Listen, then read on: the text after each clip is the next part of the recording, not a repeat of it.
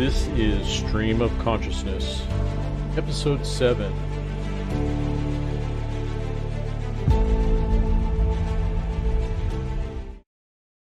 Good afternoon, I'm Kevin. Welcome to my Stream of Consciousness live stream.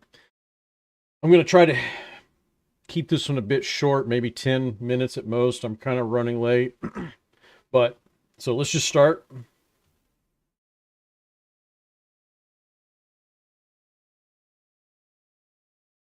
All right, let's just get into this real quick. Take a look at some of the news stories that are coming up.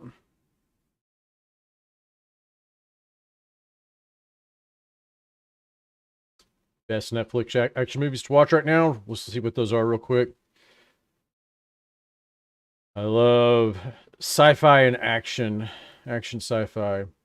Oh, that's the Indian film, isn't it? From India? At least so. The Harder They Fall.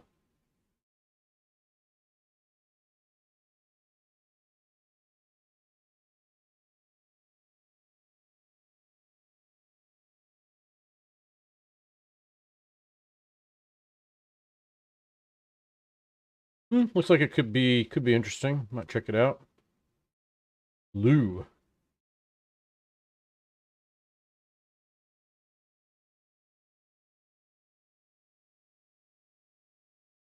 I don't know. Doesn't sound.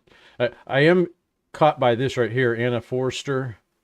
Did some Westworld, but the premise doesn't sound that entertaining. A mother teams up with a mysterious woman next door to save her kidnapped daughter. Red Notice. Seen it. It's okay. Army of Thieves.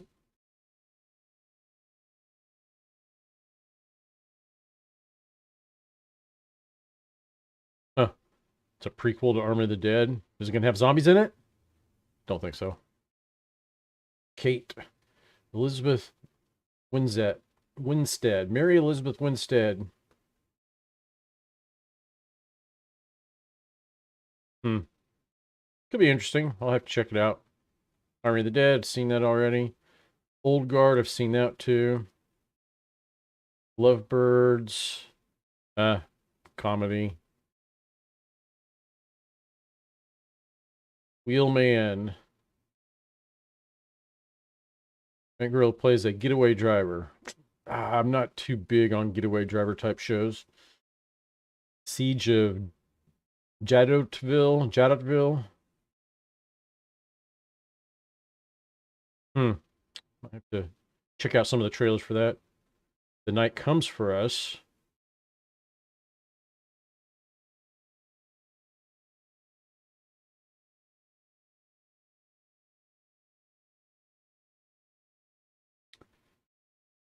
What that's about. Defy Bloods. Wandering Earth, yeah. Code 8, seen it. Outside the Wire, seen it. Project Power, seen it. Extraction, seen it. Beast of No Nation. I don't know. I like Idris Elba, but I don't know about the premise here.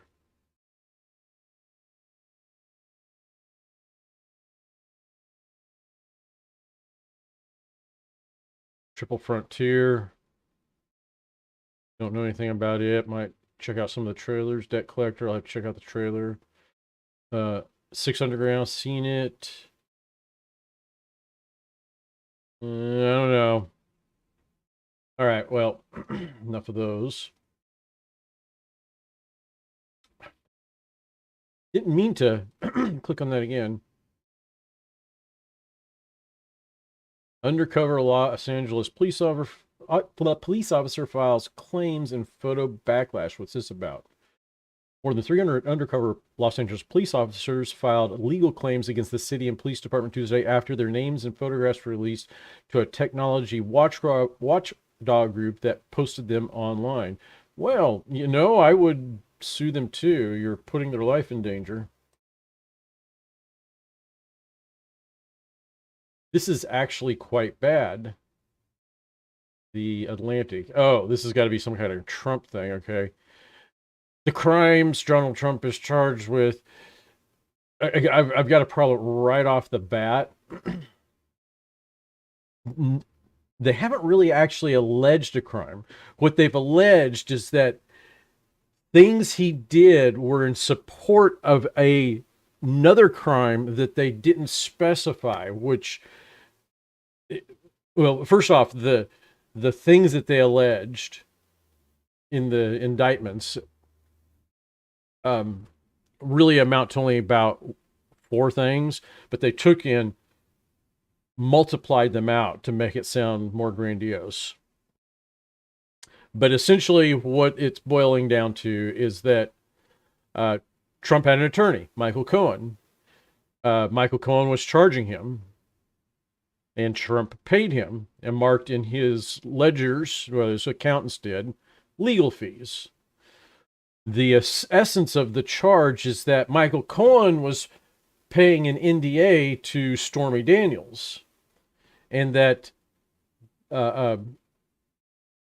what is being called hush money. Well, then every NDA is hush money in essence, if you're going to use that loaded term as a description. This is something I complained about repeatedly during the whole Russian collusion fiasco. There is no crime called collusion. If there is a crime that relates or is similar to the definition of collusion, it would be a criminal conspiracy. But they kept on not being specific and calling it a Russian criminal conspiracy, because then that would require them to get very specific about what the conspiracy was. Saying on national television, if the Russians got those emails, they should release them, is not a criminal conspiracy. A criminal conspiracy is if 2 people engage in a crime together, and okay, let's think of it this way. You have this thing called the Pentagon Papers, and if you were to essentially consider what Trump did in saying, a lot of the people who allege that Trump was engaged in a criminal conspiracy with Russia will go to this comment he made after the DNC's servers have been broken into, and that God, who was it? WikiLeaks alleged that they had the emails.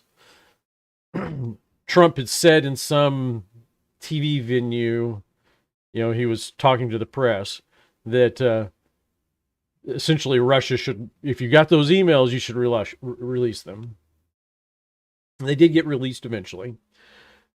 Now, back in the late 60s, this guy, Daniel Ellsberg, had stolen documents from the Pentagon and gave them to the New York Times to release to the public.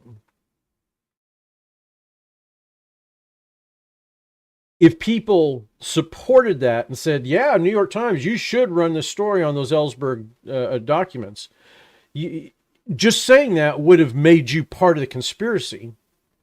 And there was actual court cases over it where the government was saying, New York Times was in a criminal conspiracy with Ellsberg to steal those documents, and they lost. But the whole idea that a person doing a crime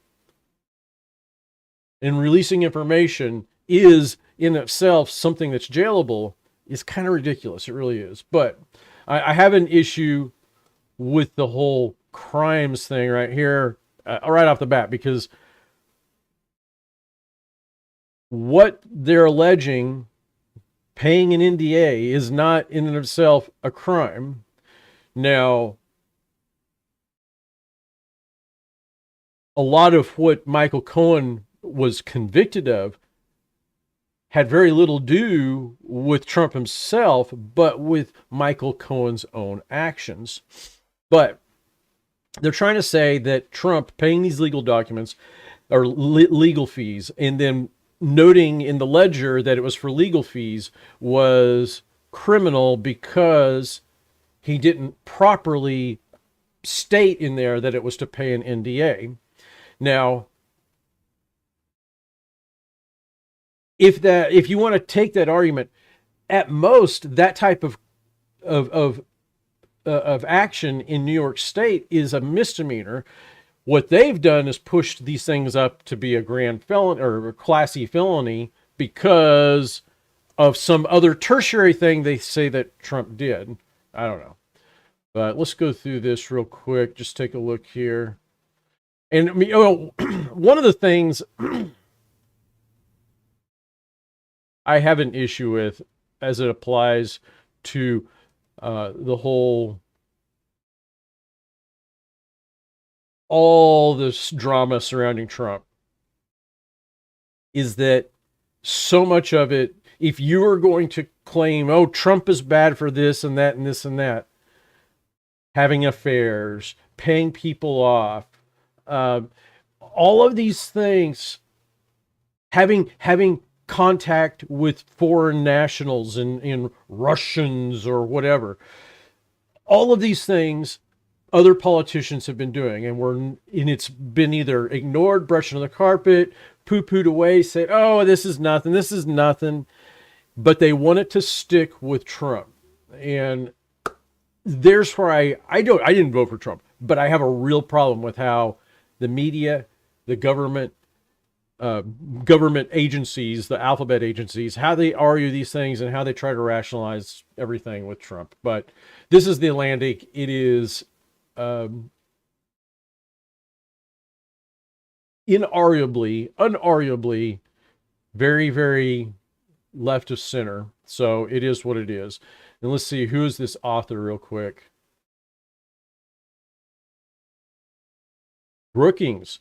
You know who was behind the Steele dossier more so than any other group outside of Fusion GPS and Perkins Co.?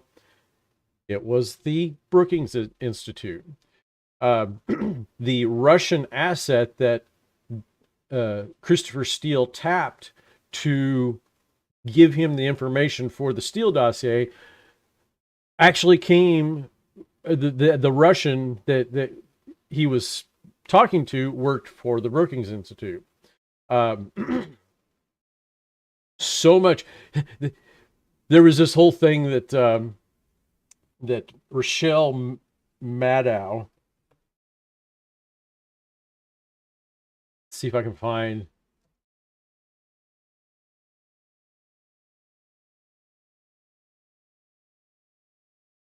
what was that guy's name?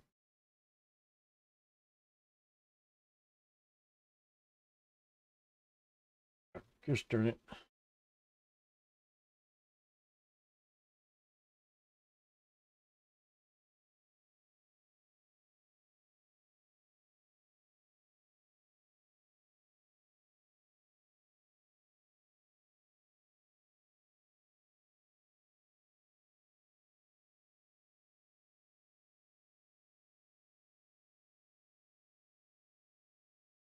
Ben Weitz. Yep. See, this guy right here, Rachel Maddow, cited his comments repeatedly over and over again throughout the whole Russian collusion thing, and he was with Brookings. So I really have some doubts about this person's independence and just their ethics in general. But whatever. William Shatner explains his approach to filming Kirk's unusual death in Star Trek Generations. Well, whatever. Don't care. Radio signals detected coming from distant planet could signify life. They detected magnetic waves coming from a planet, and what they really detected was that a planet has, outside of our own solar system, has a magnetic field that's solid, stable, and that's what this is really all about. They're not hearing radio signals. Don't let them fool you. Over 2/3 of Gen Z are Nepo workers. What the heck is that? Oh, oh, nepotism.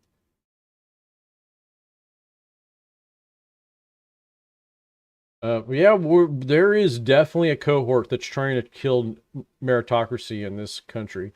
Trump defense upheld in court. What is the Pence defense?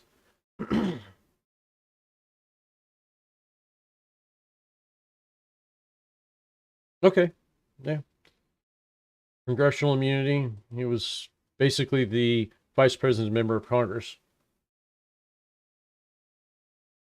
Ooh, what's this all about? Yoda confirms why the Jedi misunderstood the Chosen One prophecy. Warning, this article contains spoilers for, okay, there's widespread idea across the Star Wars universe that the Jedi, especially top-ranked masters such as Yoda, were thoughtfully pragmatic users of the Force who applied their knowledge and wisdom to maintain galactic peace and security. However, when given the opportunity to resolve an issue that threatens the very existence of the Order, they actively ran away from understanding it.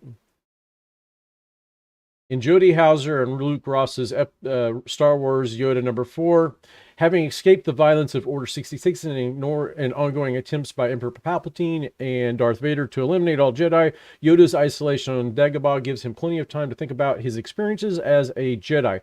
This particular chapter finds Yoda reminiscing about a time when he asked a young Count Dooku to assist him in training a cohort of Jedi initiates. Dooku obliges, but in the process reveals Yoda and the Jedi Order's firm reluctance to fully utilize Jedi like Sifo-Dyas, firm reluctance to fully utilize Jedi like Sifo-Dyas and Qui-Gon Jinn, and even the initiate Kurish, who's that guy is Kirsch.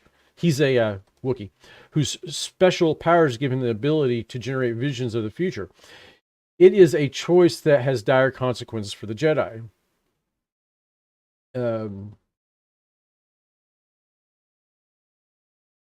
Yes, their willful ignorance of the philosophy helped seal their fate.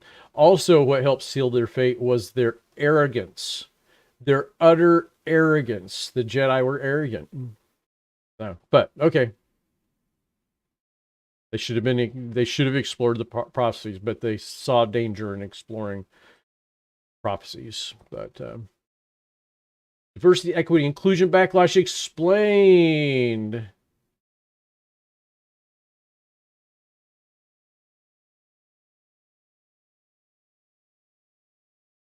I don't need an explanation. Skidoo.